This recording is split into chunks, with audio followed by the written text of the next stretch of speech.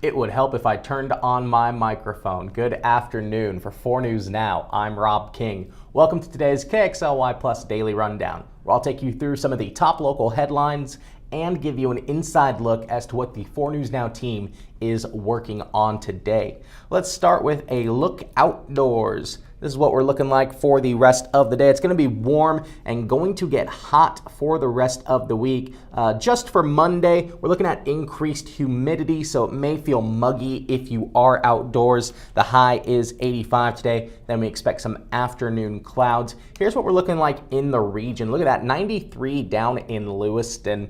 In the Spokane Coeur d'Alene area, we could be seeing 90s by the end of the week. So obviously this hot dome that is here is continuing to stick around. So while it was nice last weekend, it might get to the level of uncomfortable heat as we start to look ahead. Part of that humidity and some of that wetness in the atmosphere could bring threat of thunderstorms through Wednesday. Could be seeing those in the evening, and by Friday and Saturday we could be seeing record heat for this time of year as we may touch 90 for the first time this year.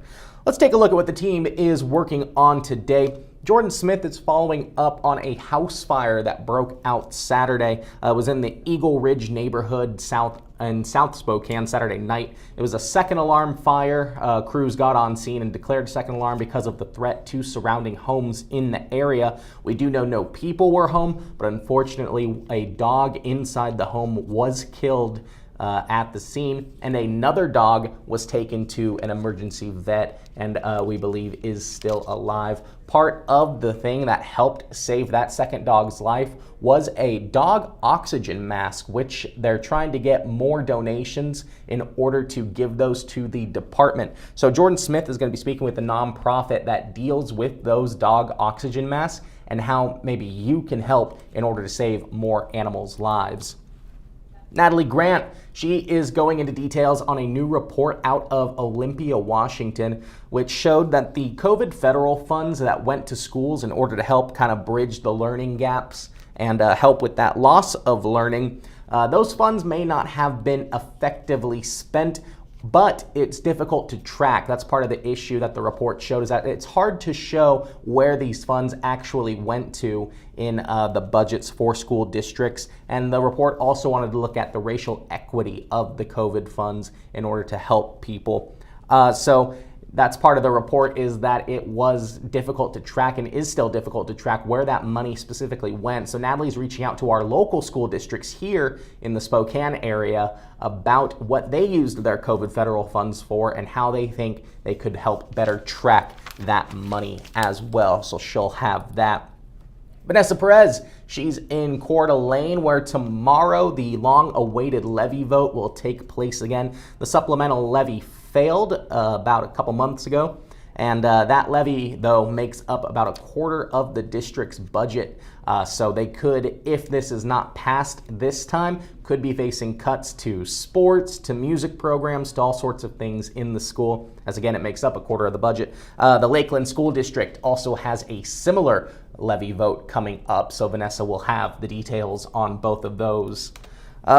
Something else school-related. It's a very school-heavy show today, but the Idaho Board of Education approved a tuition increase for in-state students, the first tuition increase in about 4 years. So if you're living in Idaho and you plan to attend University of Idaho, Boise State, or Idaho State, you're going to be paying 5% more than you did the last school year. If you're going to Lewis and Clark State, that's 5.6% more than you did last year, and that goes into effect for the upcoming 2023-24 school year.